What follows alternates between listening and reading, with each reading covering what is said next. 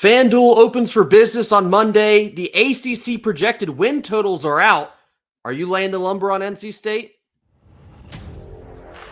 You are Locked On Wolfpack, your daily podcast on the NC State Wolfpack, part of the Locked On Podcast Network, your team every day.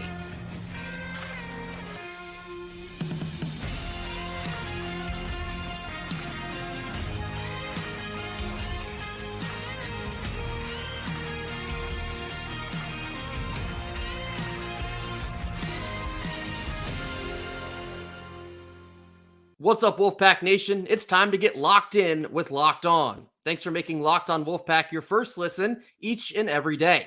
We are free and available wherever you get your podcast and on YouTube, part of the Locked On Podcast Network, your team every day. Today's episode is brought to you by FanDuel. Make every moment more. New customers can join today and get $150 back in bonus bets with your first bet of $5 or more winning. Visit FanDuel.com/lockedon to get started. Happy Thursday to all. As always, I'm Grayson Boone, joined by former Wolfpack defensive tackle Kenton Gibbs. FanDuel and the rest of sports betting is open for business officially in North Carolina starting on Monday. A couple weeks back, FanDuel released their projected win totals for all the football teams in the ACC. NC State sits at 8.5 for their projected win total. Kenton, I'm going way over. How about you? Yeah, I think that over is a safe bet, right? You look at last year, you and I both predicted 9, and we got some very interesting comments about that prediction of 9 wins for NC State, and they ended up with exactly 9. And even beyond that, that was said to be a rebuilding year. Many people thought like, oh yeah, they're reshuffling the tools, and this defense isn't going to be as good because you lost Drake Thomas and you lost Isaiah Moore, and you lost Tanner Ingle as well, and you say, oh, this team is supposed to take a step back offensively. Devin Leary wasn't what he thought he was going to be, and we're bringing in Brennan Armstrong, who's unproven. Our running game hasn't shown a ton. This is going to be a year that everybody's worried about. Boom, 9 wins, and so. This is in a year where everything looks to be a little bit more defined, a year where everything looks to be a little bit more polished. You and I were excited to finally hear positive news about the receiving corps at the end of fall camp last year. This year, we're coming into spring ball hearing great things. We're hearing Keenan Jackson is balling out. We're hearing Noah Rogers is doing Noah Rogers things out there. We obviously have a freshman All-American in KC coming back. And so, with that being said, we look at this situation, we look at what we have now. I don't know how you can't feel better than what you did last year. This team, they're up to something. And so more than 8.5, I'll take it. I remember dating back to last year, our win total was 6.5. And we talked about that felt extremely low based on the amount of talent that the team did still have. A lot of people did view last season as a potential rebuild. I can understand the logic behind that. Obviously, you touched on the amount of pieces you lost. You're bringing in a quarterback with a little bit of uncertainty. That turned out for the best with Brennan Armstrong. And we had said this team is simply too talented to hover around that 6.5 win marker. And we went up to 9. We thought 9 was the number. Nailed it. I put my money where my mouth is, and I won a little money on FanDuel last year. So shout out FanDuel. Shout out NC State football. I'm hoping to do that again this year. I think 8.5 is a really good number, but the sentiment for me is the same. This is the most complete team we have potentially ever had at NC State. I know it's only March. I know they're 2 weeks into spring ball. We still got a long ways to go before we hit our real kind of projections coming into the season. But on the surface, on paper, this is the most complete team. This is the most offensive firepower we've probably ever had. The defense is going to take a little bit of a step back, maybe, but with Tony Gibson, who knows? Who knows? He could ramp it up a level because of what he's able to do year in and year out. We've talked about the importance of getting to 10 wins. It's eluded them these past couple of years. Obviously, they're gunning for Charlotte in the ACC championship with higher aspirations. 10 wins is on that radar as well. They're gunning for it. I'm going over 8.5. Yeah, and I think another thing that helps out that a lot of people don't really give a lot of credence to is the schedule. Like whether you want to talk about it or not, you get the week 0 game against Western Carolina, and then you get Tennessee when you've already had a tune-up game. You've kind of seen some things, felt, you've hit somebody that's not wearing the red and white of NC State. And then you got Louisiana Tech before you go down to Death Valley. And then you've got now this is and I want to make sure I'm correct here. You have a 5-game stretch of teams that did not have a winning record last year in NIU, Wake Forest, Syracuse, Cal, and Stanford. And then you end the year with Duke, who has a new coach, Georgia Tech, who, again, they won their first bowl game in quite some time. I think that Coach Key is up to something in Atlanta, but I think that they're still on the way. I don't think that they're quite there yet.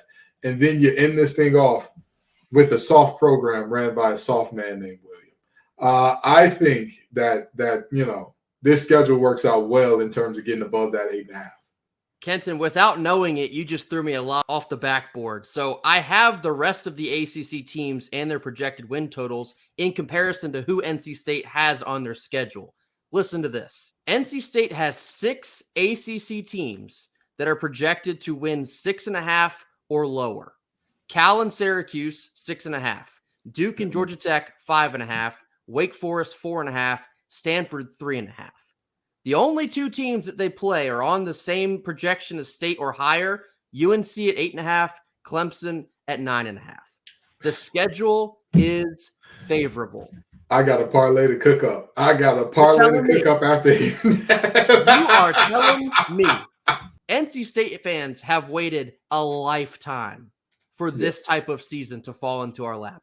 Not only do you have the talent, but you have the schedule.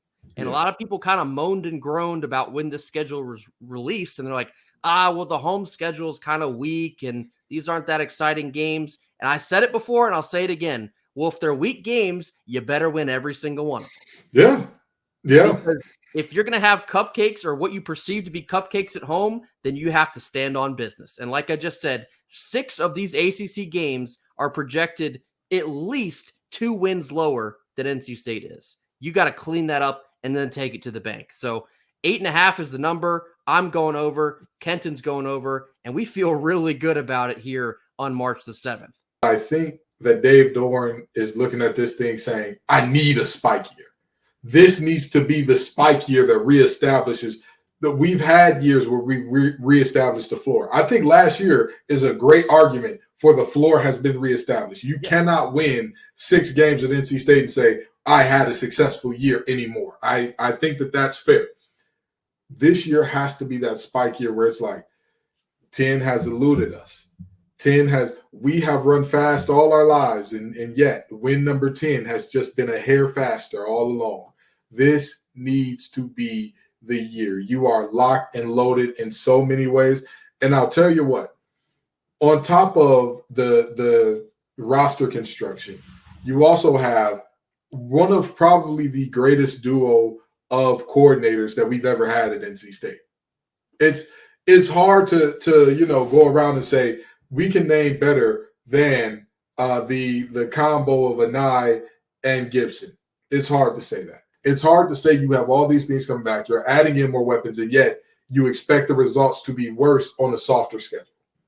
I remember we ran one of our own episodes talking about if Robert Anai and Tony Gibson were the best pair of coordinators. I think it was like back in last July or August maybe. And then they immediately proved us right with the coaching job they did in 2023. Now you give them even more talent to play with in 2024. I'm liking our chances to hit that 8.5 over. Coming up next, we're going to stick with the theme here. We're going to go with some early over-unders in the statistics department after a quick word from our sponsor. Our first sponsor of the day is eBay Motors. Passion, drive, and patience, that's what brings home the winning trophy. But it's also what keeps your ride or die alive. eBay Motors has everything you need to maintain your vehicle and level it up to peak performance. From superchargers to roof racks, exhaust kits, and LED headlights, whether you're into speed, power, or style, eBay Motors has got you covered. With over 122 million parts for your number one ride or die, you'll always find exactly what you're looking for. And with eBay's Guaranteed Fit, your part is guaranteed to fit your ride every time or your money back. That's because with eBay Motors, you're burning rubber and not cash. With all the parts you need at the prices you want, it's easy to turn your car into the MVP and bring home that win. Keep your ride or die alive at ebaymotors.com. Eligible items only. Exclusions apply. Middle portion of our Thursday show. I thought this would be a fun exercise to get into some over-unders in the world of statistics for NC State football. These are all purely numbers that Kent and I just made up. They're not real numbers. They're not real projections. Maybe we'll cover that further on down the road when the real numbers come out, but just fun to think about here in early March. First one here, Kenton. 3,000 passing yards for Grayson McCall. Over or under? I'd say over, and I'd say this bet is gonna have you sweating a little bit because I think he's gonna get over it late in the season, and like obviously, let me see here. I want to say that he ends up clearing 3,000 against Stanford. I think he clears it against Stanford, and I think that or no, I'm sorry, against Duke. I think he clears 3,000 against Duke. I think that you feel a little worried sometimes because there's going to be some games where we physically impose our will on a team that is not, as physical and whatnot. And, Jordan Waters and Smothers and Raphael are going to have great games, but I think he gets to 3,000 pretty late in the season. Obviously, our run game is much improved with Waters and Smothers and Raphael again, but hear me out. Last year, with one effective wide receiver, respectfully, we threw for a total of 2,500 yards. Grayson McCall is going to clear 3,000. He might sweat it out a little. I do agree with that. I think 3,000 is a good line for that. But just on sheer talent on paper, I think he can clear this with ease. He might even get to like the 3,500 range where Devin Leary was back in 2021. But I like the over for that one. Up next, 1,000 rushing yards for Jordan Waters. Over or under? Under. I say under, not because of a lack of talent from Jordan Waters, because I believe if you drop Jordan Waters off in last year's team on last year's backfield, he goes for 1,000 easily. Yeah. But I think he's under because we have a very talented stable of running backs this year. Kendrick Raphael, I don't want to speculate on what would have happened and play the hypothetical game, but Kendrick Raphael took over that starting running back spot, looked very comfortable there. Hollywood Smothers, a guy that everybody's heard great things about and all the good things about him. So Jordan Waters, I could see high 800s, maybe mid or maybe low 800s, high 700s. But if he rushes for 1,000, I mean, we were smoking on the ground. We were just rolling guys and leaning on folks left and right. If he rushes for 1,000, we'll see everybody in Charlotte. But I mean, hopefully, even if he goes under that, which I think he will, maybe we'll still see you in Charlotte. But yeah, I'm going under here, and it's not because of lack of talent. We know he can do it. However, it's going to be a little bit of running back by committee. And that's no surprise. You just mentioned Raphael and Smothers as well. I expect all of them, in addition to a guy like Duke Scott to maybe see some carries as well. So it's not because of lack of talent. It might be just because of lack of overall carries. It's going to be spread out. So I'll go under. Team receiving touchdowns, 25.5. Over or under? Over. I think that we go over that. I mean, the reality is last year we had, 20? Or 19. 19. KC caught over half of those. Yeah. He's coming back. Yeah. And he's getting some help. He's it's like the scene in what was that movie, Gridiron Gang, when all of Nelly's friends showed up and they said, well, there goes the neighborhood. That's what just happened to our receiving room. There went the neighborhood. They showed up in a major way. And so, we were really excited about the addition of Noah Rogers. We talked about the possibility of it.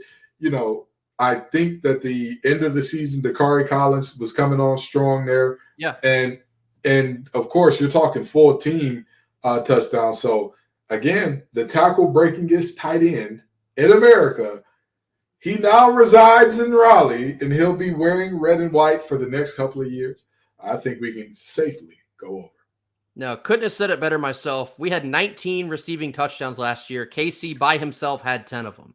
25.5 feels like a safe over. And plus, if Grayson McCall is going to throw for 3,000 plus yards, you have to catch more than 25.5 touchdowns. It's the math only makes sense there. So over for that one.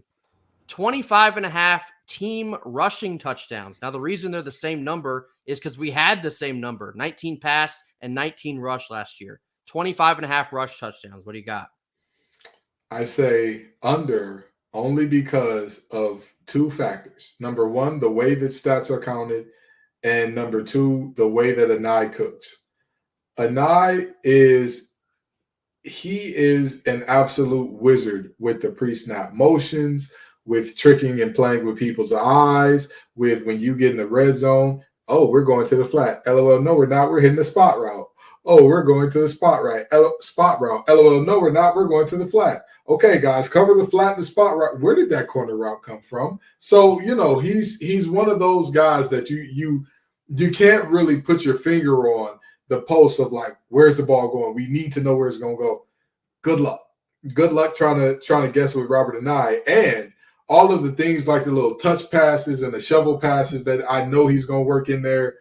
Get ready to learn 1930s football, buddy, because we're going to have some really wonky looking passing touchdowns that take away from those rushing touchdowns where it's like, it in essence serves the same purpose. Like, oh, it was a shuffle pass to Jordan Waters at the 1. Like, yeah, it's basically he ran it in, but it's a receiving touchdown in the stat. So I'll say under for this one. I agree that we'll go under for 25.5 rush touchdowns because I think the reception touchdowns might end up in like mid to high 30s. It could balloon up that high. And so it's just the way that's going to balance out. But, we talked already about the running back by committee. It'll be kind of spread out. Probably won't see one running back have like 10 to 12 touchdowns. It's going to be pretty across the board. At least I would expect. I also expect less rushing touchdowns from the quarterback position. I don't think McCall will run for too many. He might run for maybe a handful, maybe like 3 or 4 or 5, maybe, but it'll be less than what Armstrong had. He had 7. So we'll see how that shakes out, but I'm going under as well. We already mentioned him. KC Concepcion, freshman All-American. He caught 10 touchdowns last year. 9.5, I've set the line. Over or under 9.5 receiving touchdowns for KC. This is tough. This is really tough. I could see it both ways. Because and here's the thing. I think a lot how we just talked about the different things in terms of how the scheme works out and how the numbers work out. I think he gets 10. And let me tell you why. When you look at the receivers that we bought in, when you look at the big guys that we bought in, all of them can catch the fade ball, right? However, and maybe it was by personnel last year, maybe it was by design. Robert and I seemed a little skittish to throwing the fade ball last year. Now, if he's not a guy who's going to throw those fades, then he's going to do those gadget and gimmicky type things to kind of scheme somebody open who is good in space with the ball. And how many receivers do we currently have that fit that mold and build of, hey, when we get in that mode or when we get into that short goal line area, but we know running up the middle may not be our best option, but we got some space. How many can we go to? I say him and Julian Gray, and that's about it. So, I think he covers it. And again, not denigrating you. We love you. We love you, nephew. But, I think he just gets over it. Like I said, I could definitely see a case for both. I could see under just because the ball's getting spread around to a lot more targets. I could also see over because the ball is getting spread around to a lot more targets. If you have to account for a Noah Rodgers and a Justin Jolie and a Wesley Grimes and whoever else, maybe sometimes you do lose track of a KC Concepcion, even with his resume. So I think with the ball distribution from McCall this year, I think KC can go at least 10 again. So I'm going to go over on this one. Maybe it's ambitious. I trust KC. I think he absolutely can do it. Last one here, and I'll throw the defense a bone, literally. 16.5 interceptions as a team, over or under? We had 17 last year. This is tough. This is really tough. I will say over, and because of one young man that I have all the faith in the world in. I think that Cisse is that guy in terms of taking the ball away. I think that that's what he's going to specialize in. You know, I think that Aiden White is the guy that he sticks to you like glue. Everywhere you go, he's going with you. You go to the bathroom, he's going to shake it for you. That's the type of guy that he is in coverage. But I think that Cisse has that something. He has that little bit of Dave Emerson to him where he's like, I want to take this thing the other way. I'll take a chance. I'll take that risk. And it may look bad, but it may not. I may look great. Let's try it. And I think that he pushes this thing over because I look at our linebacking core and I don't see us getting as many interceptions from the linebacking core as we did last year. But I look at the safeties, and again, y'all know how high I am on all of our safeties. Think we get over. So I'm going to go under, but I think this one could be close as well. I'm going to go under. I trust Cisse. I know, Kenton, you're very high on Cisse. I think you might have called him a pick merchant there in that explanation. But no, I think Brandon Cisse is going to be tested this year because they're not going to want to throw at Aiden White. The man doesn't give up touchdowns. Legitimately hasn't given up a touchdown in 2 years. So Cisse is going to have a lot of work on his plate for this year. And I think he absolutely has the ability to rise to the challenge. But I think overall, the new pieces in the secondary, I'm not sure you get the exact same production. So I'll go under. I think they're very capable of at least like 14, 15 picks, but I think 17, they'll go a little bit under that. So these are our early stat predictions for over-unders. Likely going to revisit this, of course, through the summer and as we get closer to the fall. I thought it might be fun to take a look at how we think guys may perform here in 2024. Up next, we're still going to stick with the theme. The ACC championship odds have also been released on FanDuel. We're taking a look after a quick word from our sponsors. Our second sponsor of the day is Amazon Fire TV. Fire TV is your destination for sports. From live games to highlights to in-depth analysis, Fire TV offers amazing viewing experience with smart TVs, as well as the Fire TV stick that you can plug into your existing TV. Whether it's the opening weekend for MLB or the NCAA tournament, you're going to want to have a Fire TV. Fire TV recently created the Fire TV channels to deliver a constant supply of the latest videos from your favorite sports brands, all for free. That actually includes all of us here at Locked On and most of the big pro leagues and college conferences as well. Fire TV channels lets you dive into all of the game analysis, highlights, and more to keep up to date on all of the latest in the world of sports. Not to mention great news, entertainment, gaming, travel, and cooking videos as well. They literally have it all. Check out Fire TV channels on Amazon Fire TV and Alexa devices. If you haven't checked out Fire TV channels, you should. Trust me on this. To learn more, visit www.amazon.com/LockedOnFireTV. Last couple of minutes here of our Thursday show. Just wanted to get into these early ACC football championship odds as well. Now, I do have a graphic for this. It doesn't say on the graphic, but these are odds to win it. Not to make it there, but odds to win it. Here it is. The graphic comes from 247 Sports. The odds are from FanDuel. As you can see, Clemson and Florida State occupy the 1 and 2 spots with the same odds at plus 280. Miami, surprisingly enough, sits at the 3 spot. They're plus 450. Louisville sits right ahead of us at plus 470. NC State at plus 1,400. That is a gigantic jump from 4 to 5. And I'll just read the rest of the top 8 here. SMU at plus 1,700. Virginia Tech at plus 1,800. And UNC at plus 2,500. Kenton, does NC State have the best value here? 1,400 for the season that we're trying to have? I don't think people understand how bad Tyler Shuck is. I really don't. Like it's almost mind-boggling to watch a Louisville team be so good and yet held back by their quarterback last year, for them to fill in that spot with a worse quarterback who's never thrown for over 10. I want to say he hadn't even thrown for 8 touchdowns in the season in his 5-year career so far. And they're 4th? Okay. Yes, the value is valuing. As the kids today would say, it's giving. This is one of those that you need to hop on this one if you are a sports bettor, because I'll tell you what, right? The only value that I would say comes even close, like even sniffs what's going on here, is possibly Wake Forest at plus 25 bands. And even then, it feels insane, but Dave Clawson is the master of insanity. He's the master. How did they get good? What happened? So I really and truly don't see anybody else here that I'd say like this makes sense to kind of pencil them in to possibly win this thing.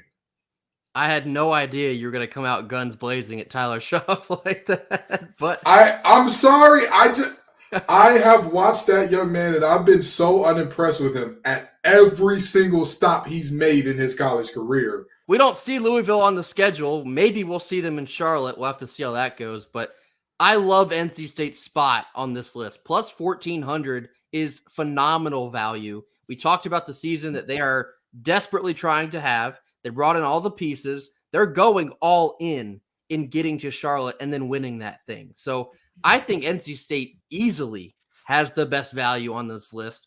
The second best value, I'd say maybe Virginia Tech.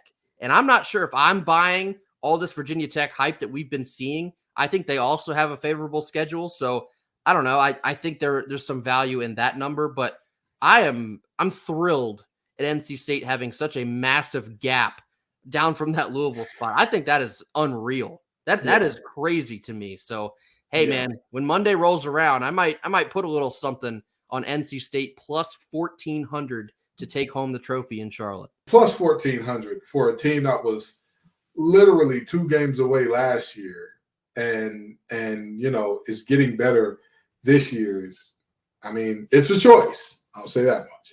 We were potentially 1 game away last year, 1 play away. If you look at that interception that we threw in that Louisville game, if you flip that result and maybe you beat Louisville, we're in Charlotte playing against a Florida State team on their 3rd string quarterback. Yeah. I don't know, man. 1,400 with a completely revamped roster feels a little like some disrespect. I don't know. This is only March. We'll see how this plays out, but that'll do it for us here on Thursday. Thank y'all so much for joining us. Be sure to hit that like button. Drop your comments in the comment box. Tell us what you think about these ACC football championship odds. Tell us what you think about the ACC win total projections. And tell us what you think about our early projections for over-unders. If you have another one that you'd like us to answer, throw that in the chat. We'll get to it. We'll see you all tomorrow. Until then, go Pack. Go Pack.